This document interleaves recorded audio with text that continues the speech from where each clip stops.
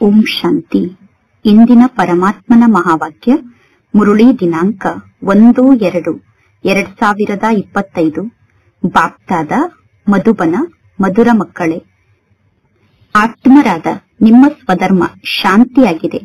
ನಿಮ್ಮ ದೇಶ ಶಾಂತಿಧಾಮ ಆಗಿದೆ. ಆತ್ಮರಾದ ನೀವು ಶಾಂತ ಸ್ವರೂಪ ಆತ್ಮರಾಗಿದ್ದೀರಾ. ಆದ್ದರಿಂದ ನೀವು ಶಾಂತಿಯನ್ನು ಬೇಡಲು ಸಾಧ್ಯ ಇಲ್ಲ. ಇಂದಿನ ಪ್ರಶ್ನೆಯಾಗಿದೆ, ನಿಮ್ಮ ಯೋಗ ಬಲ ಯಾವ ಚಮತ್ಕಾರವನ್ನು ಮಾಡುತ್ತದೆ? ಉತ್ತರ: ಯೋಗ ಬಲದ ಮೂಲಕ ನೀವು ಸಂಪೂರ್ಣ ಜಗತ್ತನ್ನು ಪವಿತ್ರ ಜಗತ್ತನ್ನಾಗಿ ಮಾಡುತ್ತೀರಾ. ನೀವು ಬಹಳ ಕಡಿಮೆ ಜನ ಮಕ್ಕಳಿದ್ದೀರಾ. ಬಹಳ ಕಡಿಮೆ ಜನ ಮಕ್ಕಳಾದಂತಹ ನೀವು ಯೋಗದ ಶಕ್ತಿಯ ಮೂಲಕ ಈ ಸಂಪೂರ್ಣ ಕಲಿಯುಗದ ಪರ್ವತವನ್ನು ಎತ್ತಿ ಚಿನ್ನದ ಪರ್ವತವನ್ನು ಸ್ಥಾಪನೆ ಮಾಡುತ್ತೀರಾ. ನಿಮ್ಮ ಯೋಗದ ಶಕ್ತಿಯ ಮೂಲಕ ಪಂಚತತ್ವ ಕೂಡ ಸತೋ ಪ್ರಧಾನ ಆಗುತ್ತದೆ. ಆಗ ಪಂಚತತ್ವ ಒಳ್ಳೆಯ ಫಲವನ್ನು ನೀಡುತ್ತದೆ. ಸತೋ ಪ್ರಧಾನ ತತ್ವದ ಮೂಲಕ ಈ ಶರೀರ ಕೂಡ ಸತೋ ಪ್ರಧಾನ ಆಗುತ್ತದೆ. ಸತ್ಯುಗದಲ್ಲಿ ಫಲಗಳು ಬಹಳಷ್ಟು ಸ್ವಾದಿಷ್ಟವಾಗಿರುತ್ತದೆ. ಅಂದರೆ ಸತ್ಯುಗದ ಹಣ್ಣುಗಳು ಬಹಳಷ್ಟು ರುಚಿಕರವಾಗಿರುತ್ತದೆ. ಓಂ ಶಾಂತಿ. ಯಾವಾಗ ಓಂ ಶಾಂತಿ ಎಂದು ಹೇಳಲಾಗುತ್ತದೆಯೋ ಆಗ ನಿಮಗೆ ಬಹಳಷ್ಟು ಖುಷಿಯಾಗಬೇಕು. ಏಕೆಂದರೆ ವಾಸ್ತವದಲ್ಲಿ ನಾನು ಆತ್ಮನಾಗಿದ್ದೇನೆ. ಆತ್ಮನಾದ ನನ್ನ ಸ್ವಧರ್ಮವೇ ಶಾಂತಿಯಾಗಿದೆ. ಆತ್ಮನಾದ ನಾನು ಶಾಂತ ಸ್ವರೂಪ ಆತ್ಮನಾಗಿದ್ದೇನೆ.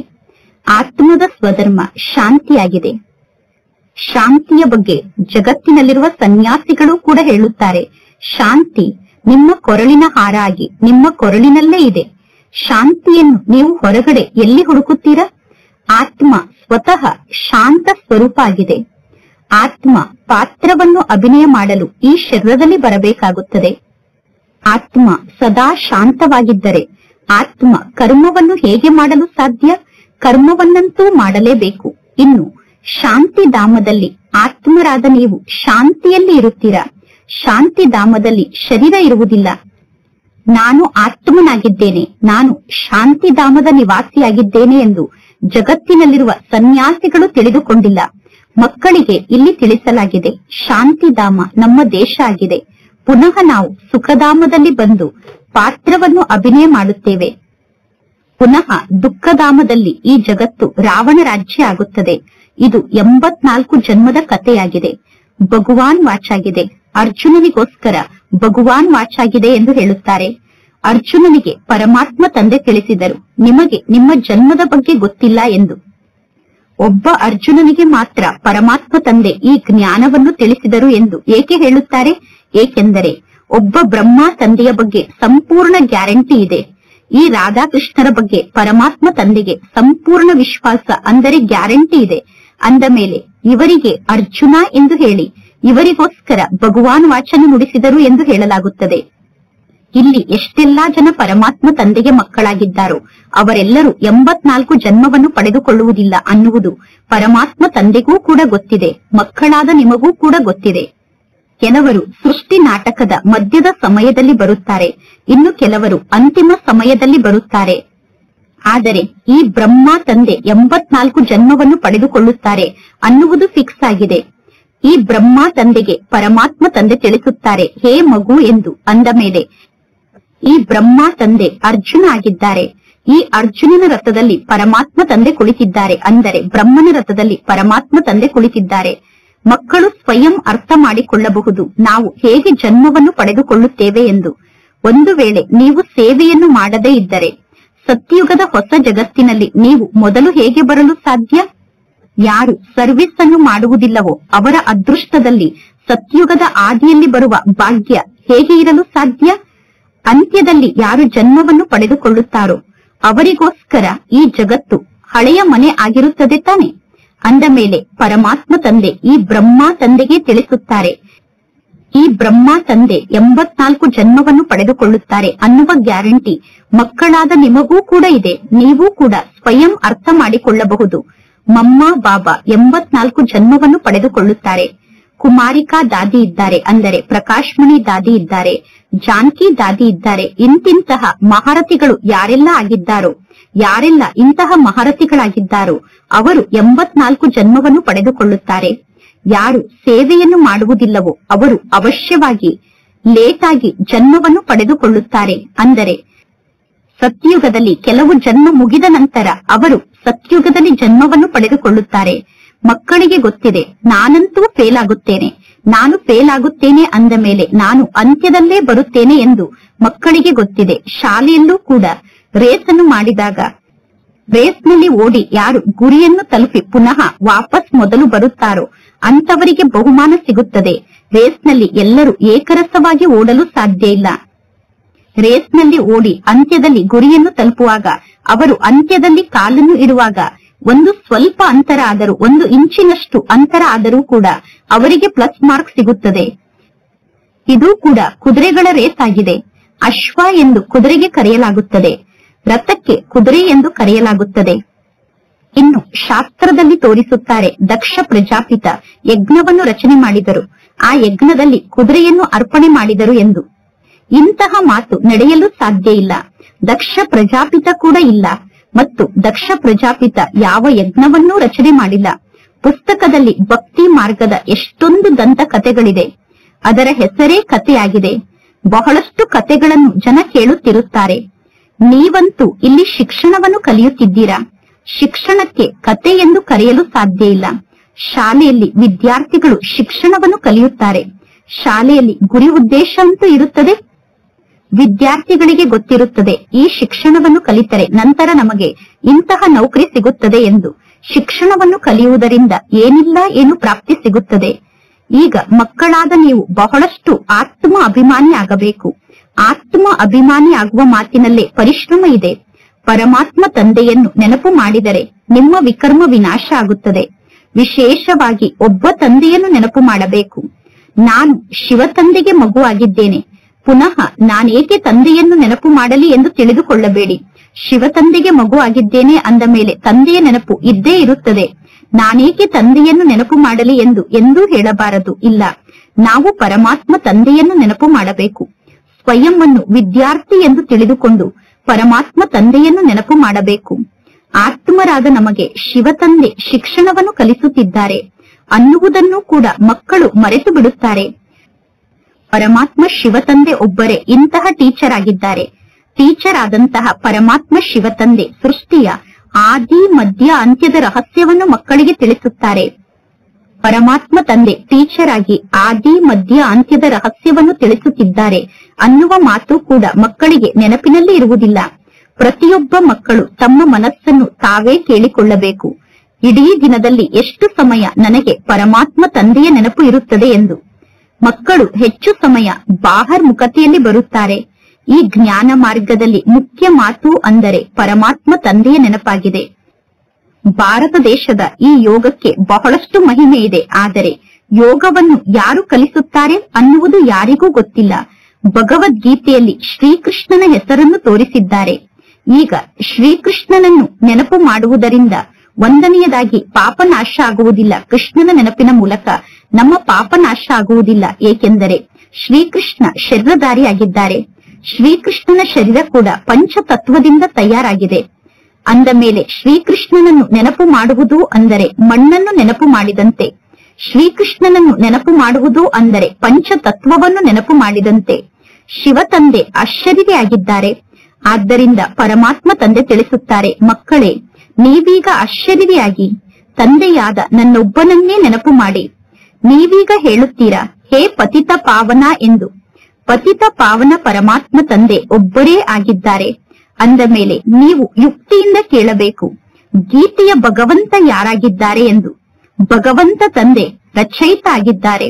ರಚಯಿತ ಆದಂತಹ ಪರಮಾತ್ಮ ತಂದೆ ಒಬ್ಬರೇ ಆಗಿದ್ದಾರೆ ತಾನೆ.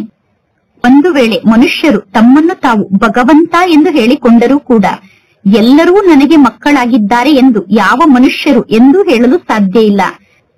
ಜಗತ್ತಿನ ಮನುಷ್ಯರು ತತತ್ವಂ ಎಂದು ಹೇಳುತ್ತಾರೆ. ಅಂದರೆ ನಾನೇ ಈಶ್ವರ ಆಗಿದ್ದೇನೆ, ಈಶ್ವರನ ರೂಪ ನನ್ನ ರೂಪ ಒಂದೇ ಆಗಿದೆ ಎಂದು ಹೇಳುತ್ತಾರೆ. ಅಥವಾ ಈಶ್ವರ ಸರ್ವವ್ಯಾಪಿಯಾಗಿದ್ದಾರೆ ಎಂದು ಹೇಳುತ್ತಾರೆ. ಇದು ತಪ್ಪು ಮಾತಾಗಿದೆ. ನಾನು ಭಗವಂತ ಆಗಿದ್ದೇನೆ, ನೀವು ಭಗವಂತ ಆಗಿದ್ದೀರಾ. ಎಲ್ಲಿ ನೋಡಿದರೂ ಭಗವಂತ ಇದ್ದಾರೆ, ಎಲ್ಲಿ ನೋಡಿದರೂ ಪ್ರತಿಯೊಬ್ಬರಲ್ಲೂ ಭಗವಂತ ತಂದೆ ಕಾಣಿಸುತ್ತಾರೆ ಎಂದು ಹೇಳುವುದು ತಪ್ಪು ಮಾತಾಗಿದೆ. ಕಲ್ಲಿನಲ್ಲೂ ನೀನಿದ್ದೀಯಾ, ಮಣ್ಣಿನಲ್ಲೂ ನೀನಿದ್ದೀಯಾ ಎಂದು ಪರಮಾತ್ಮ ತಂದೆಗೆ ಜಗತ್ತಿನ ಜನ ಹೇಳುತ್ತಾರೆ. ನೀವು ಪರಮಾತ್ಮ ತಂದೆಗೆ ಮಕ್ಕಳಾಗಿದ್ದೀರಾ. ಮಕ್ಕಳಾದ ನೀವು ಎಂದು ಪರಮಾತ್ಮ ತಂದೆಗೆ ನೀವು ಸರ್ವವ್ಯಾಪಿ ಎಂದು ಕರೆಯಲು ಸಾಧ್ಯ ಇಲ್ಲ. ಇಲ್ಲಿ ಪರಮಾತ್ಮ ತಂದೆ ತಿಳಿಸುತ್ತಾರೆ, ನನ್ನ ಮುದ್ದಿನ ಆತ್ಮಿಕ ಮಕ್ಕಳೇ, ಮುದ್ದಿನ ಆತ್ಮಿಕ ಮಕ್ಕಳೇ ಎಂದು ಪರಮಾತ್ಮ ತಂದೆಯನ್ನು ಬಿಟ್ಟು ಬೇರೆ ಯಾರೂ ಹೇಳಲು ಸಾಧ್ಯ ಇಲ್ಲ. ಒಂದು ವೇಳೆ ಯಾರಾದರೂ ಮುಸಲ್ಮಾನರಿಗೆ ನನ್ನ ಮುದ್ದಿನ ಮಗು ಎಂದು ಹೇಳಿದರೆ ಅವರು ಕಪಾಳಕ್ಕೆ ಹೊಡೆಯುತ್ತಾರೆ. ಒಬ್ಬ ಪಾರಲೌಕಿಕ ತಂದೆ ಮಾತ್ರ ನನ್ನ ಮುದ್ದಿನ ಮಕ್ಕಳೇ ಎಂದು ಕರೆಯಬಹುದು.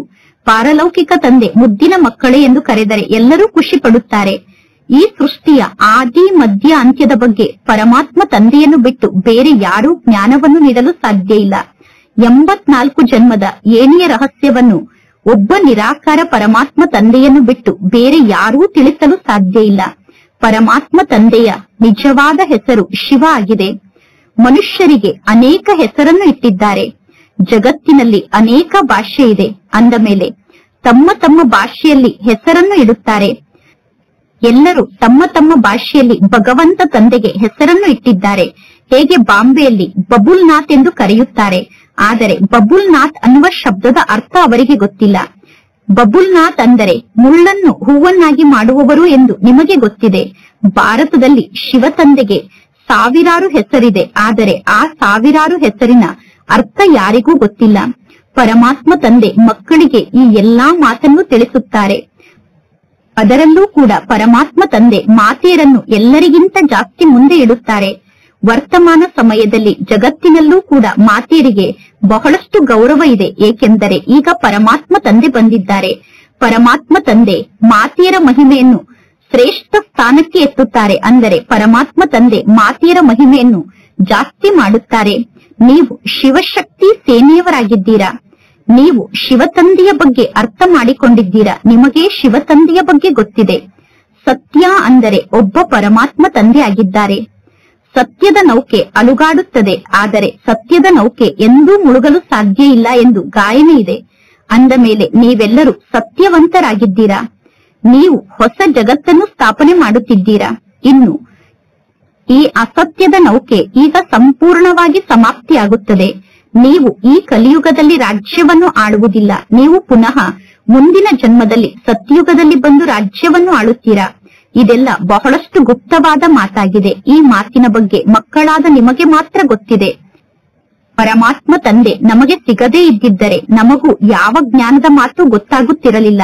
ಈಗ ತಂದೆಯ ಮೂಲಕ ನಾವು ಎಲ್ಲಾ ಜ್ಞಾನದ ಮಾತನ್ನೂ ಅರ್ಥ ಮಾಡಿಕೊಂಡಿದ್ದೇವೆ. ಪರಮಾತ್ಮ ತಂದೆ ಯುಧಿಷ್ಠರಾಗಿದ್ದಾರೆ. ಅಂದರೆ ಯುದ್ಧದ ಮೈದಾನದಲ್ಲಿ ಮಕ್ಕಳನ್ನು ನಿಲ್ಲಿಸುವಂತವರು ಪರಮಾತ್ಮ ತಂದೆ ಆಗಿದ್ದಾರೆ. ಪರಮಾತ್ಮ ತಂದೆ ತಿಳಿಸುತ್ತಾರೆ, ನಿಮ್ಮ ಯುದ್ಧ ಅಹಿಂಸಕ ಯುದ್ಧ ಆಗಿದೆ. ನೀವೆಲ್ಲರೂ ಅಹಿಂಸಕ ಯೋಧರಾಗಿದ್ದೀರಾ.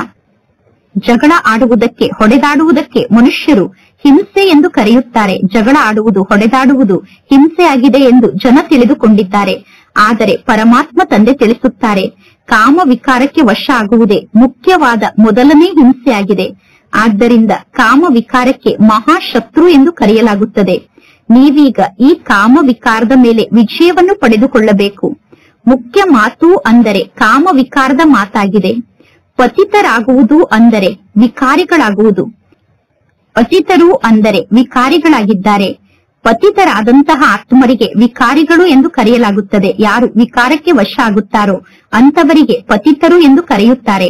ಕ್ರೋಧಕ್ಕೆ ವಶ ಆದಂತವರಿಗೆ ವಿಕಾರಿಗಳು ಎಂದು ಕರೆಯುವುದಿಲ್ಲ. ಕ್ರೋಧಿಗಳಿಗೆ ಕ್ರೋಧಿಗಳು ಎಂದು ಕರೆಯಲಾಗುತ್ತದೆ. ಲೋಭಿಗಳಿಗೆ ಲೋಭಿಗಳು ಎಂದು ಕರೆಯಲಾಗುತ್ತದೆ. ದೇವತೆಗಳಿಗೆ ನಿರ್ವಿಕಾರಿಗಳು ಎಂದು ಕರೆಯಲಾಗುತ್ತದೆ. ದೇವತೆಗಳು ನಿರ್ಲೋಭಿಗಳಾಗಿದ್ದಾರೆ, ನಿರ್ಮೋಹಿಗಳಾಗಿದ್ದಾರೆ, ಅಹಂಕಾರಿಗಳಾಗಿದ್ದಾರೆ. ದೇವತೆಗಳು ಎಂದೂ ವಿಕಾರಕ್ಕೆ ವಶ ಆಗುವುದಿಲ್ಲ. ವಿಕಾರ ಇಲ್ಲದೆ ಮಕ್ಕಳು ಹೇಗೆ ಜನ್ಮವನ್ನು ಪಡೆದುಕೊಳ್ಳಲು ಸಾಧ್ಯ ಎಂದು ಜಗತ್ತಿನ ಜನ ನಿಮ್ಮನ್ನು ಕೇಳುತ್ತಾರೆ. ಈ ದೇವತೆಗಳು ನಿರ್ವಿಕಾರಿಗಳಾಗಿದ್ದಾರೆ ಎಂದು ನೀವು ಒಪ್ಪಿಕೊಳ್ಳುತ್ತೀರಾ ತಾನೆ ಎಂದು ಆ ಮನುಷ್ಯರನ್ನು ಕೇಳಬೇಕು. ಸತ್ಯುಗ ನಿರ್ವಿಕಾರಿ ಜಗತ್ತಾಗಿದೆ. ದ್ವಾಪರ ಯುಗ ಮತ್ತು ಕಲಿಯುಗ ವಿಕಾರಿ ಜಗತ್ತಾಗಿದೆ. ಸ್ವಯಂ ಅನ್ನು ಜನ ವಿಕಾರಿ ಎಂದು ಹೇಳಿಕೊಳ್ಳುತ್ತಾರೆ.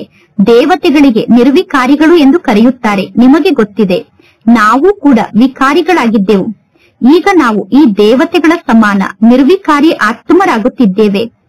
ಈ ಲಕ್ಷ್ಮೀ ನಾರಾಯಣರ ಆತ್ಮ ಕೂಡ ನೆನಪಿನ ಬಲದ ಮೂಲಕ ಇಂತಹ ದೇವತಾ ಪದವಿಯನ್ನು ಪಡೆದುಕೊಂಡಿದ್ದಾರೆ. ಈಗ ಪುನಃ ಲಕ್ಷ್ಮೀ ನಾರಾಯಣರ ಆತ್ಮ ನೆನಪಿನ ಬಲದ ಮೂಲಕ ಇಂತಹ ಪದವಿಯನ್ನು ಪಡೆದುಕೊಳ್ಳುತ್ತಿದ್ದಾರೆ.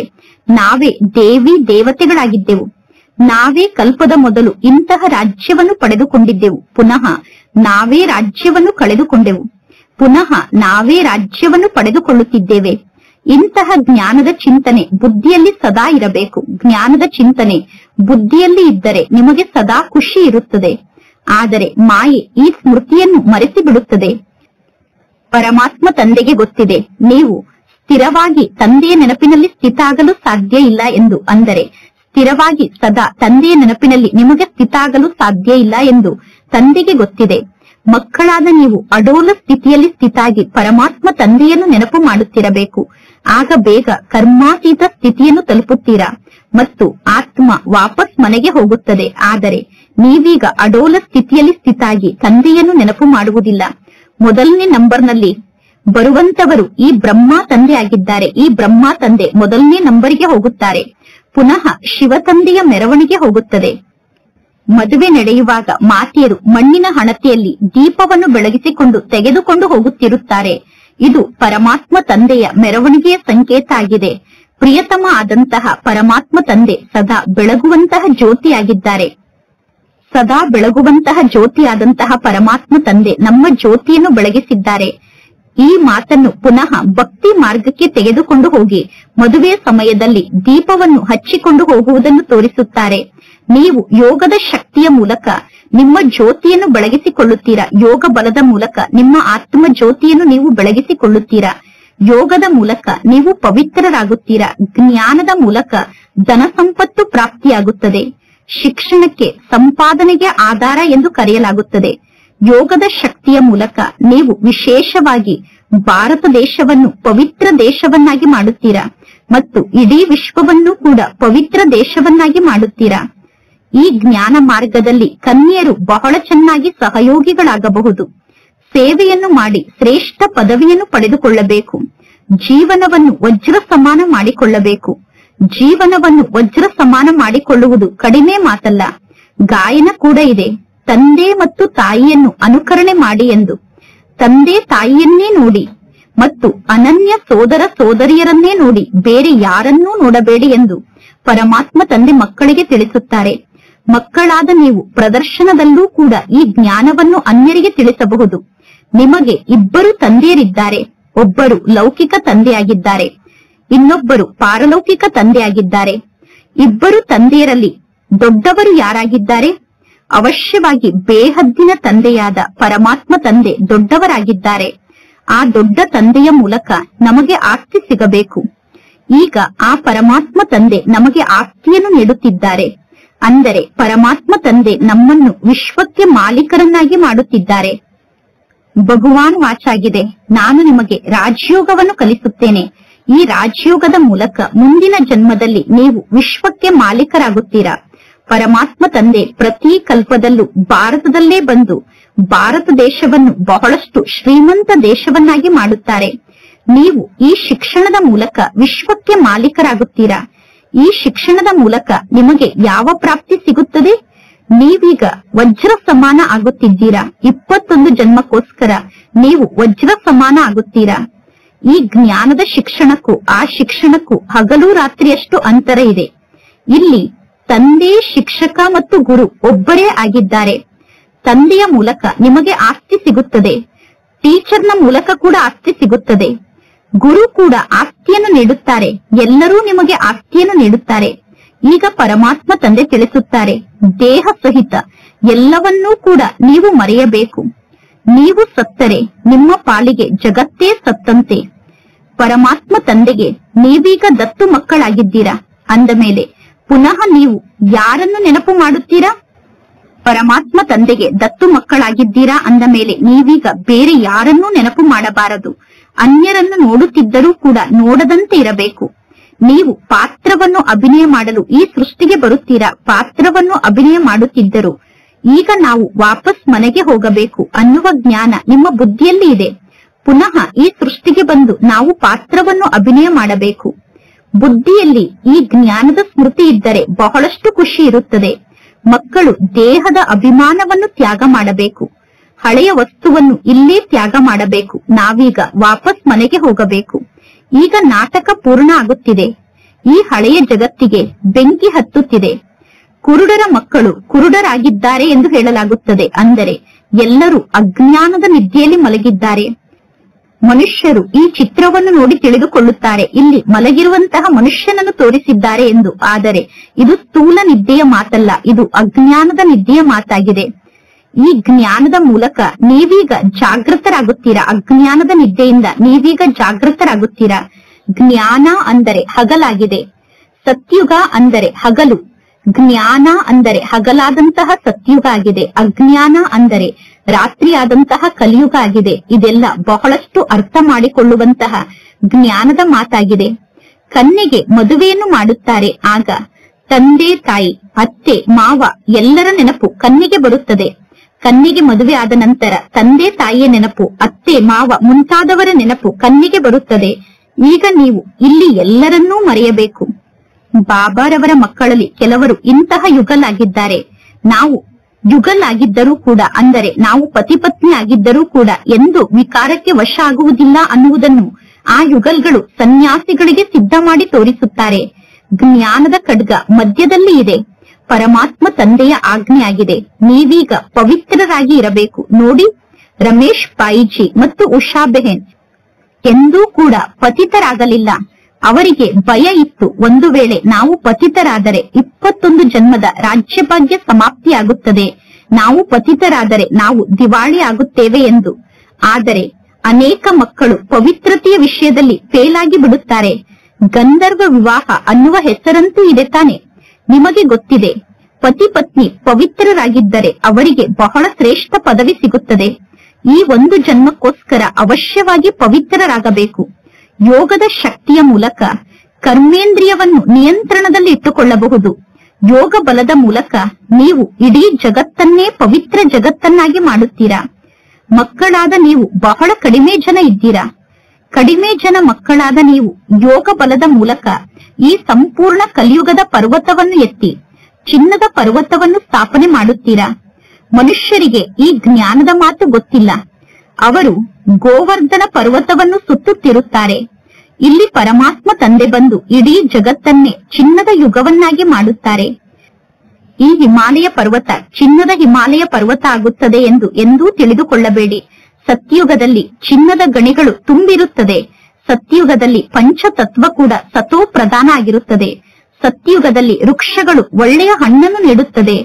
ಸತೋ ಪ್ರಧಾನ ತತ್ವದ ಮೂಲಕ ಶರೀರ ಕೂಡ ಸತ್ಯುಗದಲ್ಲಿ ಸತೋ ಪ್ರಧಾನ ಆಗಿರುತ್ತದೆ. ಸತ್ಯುಗದ ಹಣ್ಣುಗಳು ಬಹಳಷ್ಟು ರುಚಿಕರ, ಅಂದರೆ ಸ್ವಾದಿಷ್ಟವಾಗಿರುತ್ತದೆ. ಅದರ ಹೆಸರೇ ಸ್ವರ್ಗ ಆಗಿದೆ. ಅಂದ ಮೇಲೆ ಸ್ವಯಂ ಅನ್ನು ಆತ್ಮ ಎಂದು ತಿಳಿದುಕೊಂಡು ಪರಮಾತ್ಮ ತಂದೆಯನ್ನು ನೆನಪು ಮಾಡುವುದರಿಂದ ನೀವು ವಿಕಾರದಿಂದ ಮುಕ್ತ ಆಗುತ್ತೀರಾ. ದೇಹಾಭಿಮಾನಕ್ಕೆ ವಶ ಆದರೆ ವಿಕಾರಕ್ಕೆ ವಶ ಆಗುತ್ತೀರಾ. ದೇಹಾಭಿಮಾನದಲ್ಲಿ ಬಂದಾಗ ವಿಕಾರ ಮನಸ್ಸಿನಲ್ಲಿ ಉತ್ಪನ್ನ ಆಗುತ್ತದೆ. ಯೋಗಿಗಳು ಎಂದೂ ವಿಕಾರಕ್ಕೆ ವಶ ಆಗಲು ಸಾಧ್ಯ ಇಲ್ಲ. ಜ್ಞಾನದ ಬಲ ಇರಬೇಕು. ಜ್ಞಾನದ ಬಲ ಇದ್ದು ಯೋಗ ಇಲ್ಲ ಅಂದರೆ ಪುನಃ ಮಕ್ಕಳು ವಿಕಾರಕ್ಕೆ ವಶ ಆಗಿ ಕೆಳಗಡೆ ಬಿದ್ದು ಬಿಡುತ್ತಾರೆ. ಪುರುಷಾರ್ಥ ದೊಡ್ಡದೋ ಅಥವಾ ಪದವಿ ದೊಡ್ಡದೋ ಎಂದು ಮಕ್ಕಳನ್ನು ಕೇಳಲಾಗುತ್ತದೆ. ಆಗ ಮಕ್ಕಳಾದ ನೀವು ಹೇಳುತ್ತೀರಾ, ಪುರುಷಾರ್ಥವೇ ದೊಡ್ಡದು ಎಂದು. ಅಂದ ಮೇಲೆ ಜ್ಞಾನ ದೊಡ್ಡದೋ ಯೋಗ ದೊಡ್ಡದೋ ಎಂದು ಕೇಳಿದರೆ ಈ ಜ್ಞಾನ ಮಾರ್ಗದಲ್ಲಿ ಯೋಗವೇ ದೊಡ್ಡದಾಗಿದೆ.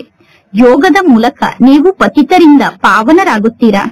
ಈಗ ಮಕ್ಕಳಿಗೆ ಪರಮಾತ್ಮ ತಂದೆ ತಿಳಿಸುತ್ತಾರೆ, ಬೇಹದ್ದಿನ ತಂದೆಯಾದ ನಾನು ನಿಮಗೆ ಶಿಕ್ಷಣವನ್ನು ಕಲಿಸುತ್ತಿದ್ದೇನೆ. ಬೇಹದ್ದಿನ ತಂದೆ ನಮಗೆ ಶಿಕ್ಷಣವನ್ನು ಕಲಿಸುತ್ತಿದ್ದಾರೆ ಎಂದು ಮಕ್ಕಳಾದ ನೀವು ಹೇಳುತ್ತೀರಾ. ಮನುಷ್ಯರ ಮೂಲಕ ಶಿಕ್ಷಣವನ್ನು ಕಲಿಯುವುದರಿಂದ ಯಾವ ಪ್ರಾಪ್ತಿ ಸಿಗುತ್ತದೆ? ಲೌಕಿಕ ಶಿಕ್ಷಣದ ಮೂಲಕ ತಿಂಗಳಲ್ಲಿ ಎಷ್ಟು ಸಂಪಾದನೆಯನ್ನು ಮಾಡಿಕೊಳ್ಳಬಹುದು? ಇಲ್ಲಿ ನಿಮಗೆ ಸಿಗುತ್ತಿರುವ ಒಂದೊಂದು ಜ್ಞಾನರತ್ನ ಬಹಳಷ್ಟು ಬೆಲೆ ಬಾಳುವಂತದ್ದಾಗಿ ಮಾಡುವುದರಿಂದ ನೀವು ವಿಕಾರದಿಂದ ಮುಕ್ತ ಆಗುತ್ತೀರಾ. ದೇಹಾಭಿಮಾನಕ್ಕೆ ವಶ ಆದರೆ ವಿಕಾರಕ್ಕೆ ವಶ ಆಗುತ್ತೀರಾ. ದೇಹಾಭಿಮಾನದಲ್ಲಿ ಬಂದಾಗ ವಿಕಾರ ಮನಸ್ಸಿನಲ್ಲಿ ಉತ್ಪನ್ನ ಆಗುತ್ತದೆ.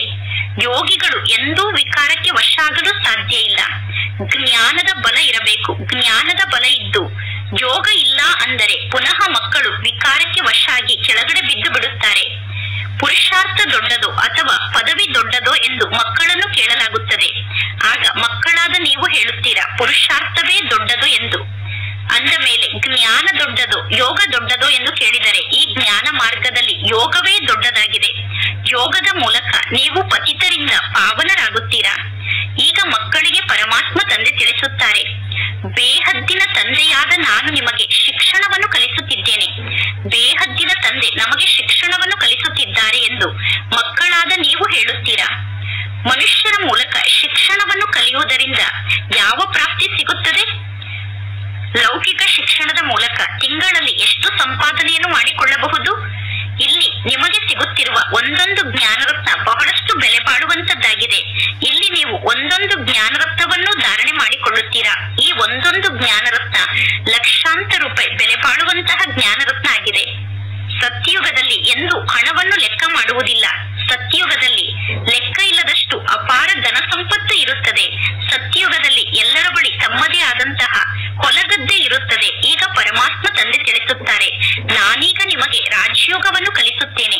ದೇವತೆ ಆಗುವುದೇ ನಿಮ್ಮ ಗುರಿ ಉದ್ದೇಶ ಆಗಿದೆ. ಪುರುಷಾರ್ಥವನ್ನು ಮಾಡಿ ಶ್ರೇಷ್ಠ ಆತ್ಮರಾಗಬೇಕು. ರಾಜ್ಯಧಾನಿ ಸ್ಥಾಪನೆ ಆಗುತ್ತಾ ಇದೆ. ಈ ಲಕ್ಷ್ಮೀ ನಾರಾಯಣರು ಹೇಗೆ ಪದವಿಯನ್ನು ಪಡೆದುಕೊಂಡರು? ಈ ಲಕ್ಷ್ಮೀ ನಾರಾಯಣರ ಪದವಿಯ ಬಗ್ಗೆ ಈಗ ನಿಮಗೆ ಅರ್ಥ ಆಗಿದೆ. ಅಂದ ಮೇಲೆ ನಿಮಗೆ ಇನ್ನೇನು ಬೇಕು? ದೇವತಾ ಪದವಿಯ ಬಗ್ಗೆ ಈಗ ನಿಮಗೆ ಗೊತ್ತಾಗಿದೆ. ನಿಮಗೆ ಇನ್ನೇನು ಬೇಕು? ಈಗ ನಿಮಗೆ ಗೊತ್ತಿದೆ. ಕಲ್ಪದ 5000 ವರ್ಷದ ನಂತರ ಪರಮಾತ್ಮ ತಂದೆ ಬರುತ್ತಾರೆ. ಪರಮಾತ್ಮ ತಂದೆ ಬಂದು ಭಾರತ ದೇಶವನ್ನು ಸ್ವರ್ಗವನ್ನಾಗಿ ಮಾಡುತ್ತಾರೆ. ಅಂದ ಮೇಲೆ ಮಕ್ಕಳಿಗೆ ಸೇವೆಯನ್ನು ಮಾಡುವಂತಹ ಉತ್ಸಾಹ ಇರಬೇಕು. ಎಲ್ಲಿಯವರೆಗೂ ಯಾರಿಗಾದರೂ ಜ್ಞಾನದ ಮಾರ್ಗವನ್ನು ತೋರಿಸುವುದಿಲ್ಲವೋ ಅಲ್ಲಿಯವರೆಗೂ ನಾನು ಊಟವನ್ನು ಮಾಡುವುದಿಲ್ಲ ಅನ್ನುವ ಉತ್ಸಾಹ ಮಕ್ಕಳಿಗೆ ಇರಬೇಕು. ಇಷ್ಟೊಂದು ಉಮಂಗುತ್ಸಾಹ ಉಳ್ಳವರಾಗಿ ಅನ್ಯರಿಗೆ ಜ್ಞಾನವನ್ನು ನೀಡಿದರೆ ನೀವು ಶ್ರೇಷ್ಠ ಪದವಿಯನ್ನು ಪಡೆದುಕೊಳ್ಳಲು ಸಾಧ್ಯ. ಒಳ್ಳೆಯದು, ಮಧುರಾತಿ ಮಧುರ. ಅಗಲಿ ಹೋಗಿ ಮರಳಿ ಸಿಕ್ಕಿರುವ ಮಕ್ಕಳ ಪ್ರತಿ ಮಾತ್ಪಿತಾ ಬಾಪ್ತಾದರವರ ನೆನಪು, ಪ್ರೀತಿ ಹಾಗೂ ಸುಪ್ರಭಾತ. ಆತ್ಮಿಕ ಮಕ್ಕಳಿಗೆ ಆತ್ಮಿಕ ತಂದೆಯ ನಮಸ್ತೆ. ಆತ್ಮಿಕ ತಂದೆಗೆ ಆತ್ಮಿಕ ಮಕ್ಕಳ ನೆನಪು, ಪ್ರೀತಿ ಹಾಗೂ ನಮಸ್ತೆ ನಮಸ್ತೆ ನಮಸ್ತೆ. ಧಾರಣೆಗೋಸ್ಕರ ಮುಖ್ಯ ಸಾರ. ಫಸ್ಟ್ ಪಾಯಿಂಟ್, ಈಶ್ವರಿಯ ಸೇವೆಯನ್ನು ಮಾಡಿ ನಿಮ್ಮ ಜೀವನವನ್ನು 21 ಜನ್ಮಕ್ಕೋಸ್ಕರ ವಜ್ರ ಸಮಾನ ಮಾಡಿಕೊಳ್ಳಬೇಕು. ಮಾತ್ಪಿತಾ ಮತ್ತು ಅನನ್ಯ ಸೋದರ ಸೋದರಿಯರನ್ನು ಅನುಕರಣೆ ಮಾಡಬೇಕು. ಸೆಕೆಂಡ್ ಪಾಯಿಂಟ್, ಕರ್ಮಾತೀತ ಸ್ಥಿತಿಯನ್ನು ರೂಪಿಸಿಕೊಳ್ಳುವುದಕ್ಕೋಸ್ಕರ ದೇಹ ಸಹಿತ ಎಲ್ಲವನ್ನೂ ಮರೆಯಬೇಕು. ನಿಮ್ಮ ನೆನಪು ಅಡೋಲವಾಗಿರಬೇಕು. ನಿಮ್ಮ ನೆನಪನ್ನು ಸ್ಥಿರವಾದ ನೆನಪನ್ನಾಗಿ ಮಾಡಿಕೊಳ್ಳಬೇಕು. ನಿಮ್ಮ ನೆನಪನ್ನು ಅಡೋಲ ಮತ್ತು ಸ್ಥಿರವಾದ ನೆನಪನ್ನಾಗಿ ಮಾಡಿಕೊಳ್ಳಬೇಕು. ದೇವತೆಗಳು ಹೇಗೆ ನಿರ್ಲೋಭಿಗಳಾಗಿದ್ದಾರೋ ಆ ರೀತಿ ದೇವತೆಗಳ ಸಮಾನ ನಿರ್ಲೋಭಿಗಳಾಗಬೇಕು. ದೇವತೆಗಳ ಸಮಾನ ನಿರ್ಮೋಹಿಗಳಾಗಬೇಕು. ದೇವತೆಗಳ ಸಮಾನ ನಿರ್ವಿಕಾರಿಗಳಾಗಬೇಕು. ಇಂದಿನ ವರದಾನ ಆಗಿದೆ. ಚಡಪಡಿಸುತ್ತಿರುವ ಆತ್ಮರಿಗೆ 1 ಸೆಕೆಂಡ್ನಲ್ಲಿ ಗತಿ ಸದ್ಗತಿಯನ್ನು ನೀಡುವಂತಹ ಮಾಸ್ಟರ್ ದಾತ ಆಗಿ ಹೇಗೆ ಸ್ಥೂಲ ಸೀಸನ್ನ ವ್ಯವಸ್ಥೆಯನ್ನು ಮಾಡಿಕೊಳ್ಳುತ್ತಾರೆ, ಹೇಗೆ ಜಗತ್ತಿನಲ್ಲಿ ಸೀಸನ್ಗೆ ತಕ್ಕಂತೆ ವ್ಯವಸ್ಥೆಯನ್ನು ಮಾಡಿಕೊಳ್ಳುತ್ತಾರೆ. ಸೀಸನ್ ಅಲ್ಲಿ ಯಾವ ತೊಂದರೆಯೂ ಆಗಬಾರದು ಎಂದು ಸೀಸನ್ಗೆ ತಕ್ಕಂತೆ ಸೇವಾದಾರಿಗಳನ್ನು, ಸೀಸನ್ಗೆ ತಕ್ಕಂತೆ ಸಾಮಗ್ರಿಗಳನ್ನು ತಯಾರು ಮಾಡಿಕೊಳ್ಳುತ್ತೀರಾ. ಏಕೆಂದರೆ ಸೀಸನ್ ಅಲ್ಲಿ ಯಾವ ತೊಂದರೆಯೂ ಆಗಬಾರದು ಮತ್ತು ಸೀಸನ್ ನಲ್ಲಿ ಸಮಯ ವ್ಯರ್ಥ ಆಗಬಾರದು ಎಂದು ಎಲ್ಲಾ ತಯಾರಿಯನ್ನು ಮೊದಲೇ ಮಾಡಿಕೊಳ್ಳುತ್ತೀರಾ. ಅದೇ ರೀತಿ ಈಗ ಸರ್ವ ಆತ್ಮರಿಗೂ ಗತಿ ಸದ್ಗತಿಯನ್ನು ನೀಡುವಂತಹ ಅಂತಿಮ ಸೀಸನ್ ಬರುತ್ತಿದೆ. ಚಡಪಡಿಸುತ್ತಿರುವಂತಹ ಆತ್ಮರಿಗೆ ಕ್ಯೂನಲ್ಲಿ ನಿಲ್ಲುವಂತಹ ಕಷ್ಟವನ್ನು ಕೊಡಬಾರದು. ಅವರು ಬರುತ್ತಾ ಹೋಗಬೇಕು ಮತ್ತು ನಿಮ್ಮ ಮೂಲಕ ಪಡೆದುಕೊಳ್ಳುತ್ತಾ ಹೋಗಬೇಕು. ಅದಕ್ಕೋಸ್ಕರ ನೀವೀಗ ಎವ್ವರಡಿ ಆಗಬೇಕು. ಪುರುಷಾರ್ಥಿ ಜೀವನವನ್ನು ನಡೆಸುವುದರಿಂದ ಇನ್ನೂ ಉನ್ನತ ಸ್ಥಾನಕ್ಕೆ ಹೋಗಿ ಈಗ ದಾತಾತನದ ಸ್ಥಿತಿಯಲ್ಲಿ ಸ್ಥಿತ ಆಗಬೇಕು. ಪ್ರತಿಯೊಂದು ಸಂಕಲ್ಪ ಪ್ರತಿ ಕ್ಷಣ ಮಾಸ್ಟರ್ ದಾತಾಗಿ ಎಲ್ಲರಿಗೂ ನೀಡುತ್ತಾ ಹೋಗಬೇಕು. 1 ಸೆಕೆಂಡ್ ನಲ್ಲಿ ಪ್ರತಿ ಸಂಕಲ್ಪದಲ್ಲಿ ಮಾಸ್ಟರ್ ದಾತ ಆಗಿ ಬಿಡಬೇಕು. ಇಂದಿನ ಸ್ಲೋಗನ್ ಆಗಿದೆ, ಮಾಲೀಕ ಆದಂತಹ ಪರಮಾತ್ಮ ತಂದೆಯನ್ನು ಬುದ್ಧಿಯಲ್ಲಿ ಸದಾ ಪ್ರತ್ಯಕ್ಷ ರೂಪದಲ್ಲಿ ಇಟ್ಟುಕೊಳ್ಳಿ. ಆಗ ಸರ್ವ ಪ್ರಾಪ್ತಿಗಳು ನಿಮ್ಮ ಸಮ್ಮುಖದಲ್ಲಿ ಪ್ರತ್ಯಕ್ಷ ಆಗುತ್ತದೆ. ಒಳ್ಳೆಯದು. ಇಂದಿನ ಅವ್ಯಕ್ತ ಸೂಚನೆ ಆಗಿದೆ. ಏಕಾಂತ ಪ್ರಿಯರಾಗಿ ಏಕತೆ ಮತ್ತು ಏಕಾಗ್ರತೆಯನ್ನು ನಿಮ್ಮದನ್ನಾಗಿ ಮಾಡಿಕೊಳ್ಳಿ. ಏಕತೆಯ ಜೊತೆಗೆ ಪ್ರಿಯರಾಗಬೇಕು. ಅನೇಕ ಸ್ಥಾನದಿಂದ ಯಾರ ಬುದ್ಧಿಯೋಗ ಕಟ್ಟಾಗಿದೆಯೋ ಅವರೇ ಏಕಾಂತ ಪ್ರಿಯರಾಗಿದ್ದಾರೆ ಮತ್ತು ಒಬ್ಬ ತಂದೆಯ ಜೊತೆಗೆ ಯಾರ ಪ್ರೀತಿ ಜೋಡಣೆ ಆಗಿದೆಯೋ ಅವರೇ ಏಕಾಂತ ಪ್ರಿಯರಾಗಿದ್ದಾರೆ. ಒಬ್ಬ ತಂದೆಗೆ ಪ್ರಿಯ ಆಗಿರುವ ಕಾರಣ ಅವರು ಒಬ್ಬ ತಂದೆಯ ನೆನಪಿನಲ್ಲೇ ಸ್ಥಿತಾಗಲು ಸಾಧ್ಯ. ಏಕಾಂತ ಪ್ರಿಯರಾಗುವುದು ಅಂದರೆ ಒಬ್ಬ ತಂದೆಯ ನೆನಪನ್ನು ಬಿಟ್ಟು ಬೇರೆ ಯಾರ ನೆನಪೂ ನಮಗೆ ಇರಬಾರದು. ಸರ್ವ ಸಂಬಂಧ ಸರ್ವರಸ ಒಬ್ಬ ತಂದೆಯ ಮೂಲಕ ಪ್ರಾಪ್ತಿ ಮಾಡಿಕೊಳ್ಳುವಂತವರೇ ಏಕಾಂತ ಪ್ರಿಯರಾಗಲು ಸಾಧ್ಯ. ಸರ್ವ ಸಂಬಂಧದ ರಸ ಸರ್ವ ಪ್ರಕಾರದ ಪ್ರಾಪ್ತಿಯ ರಸವನ್ನು ಒಬ್ಬ ತಂದೆಯ ಮೂಲಕ ಪಡೆದುಕೊಳ್ಳುವಂತವರು ಮಾತ್ರ ಏಕಾಂತ ಪ್ರಿಯರಾಗಲು ಸಾಧ್ಯ. ಒಳ್ಳೆಯದು. ಓಂ ಶಾಂತಿ.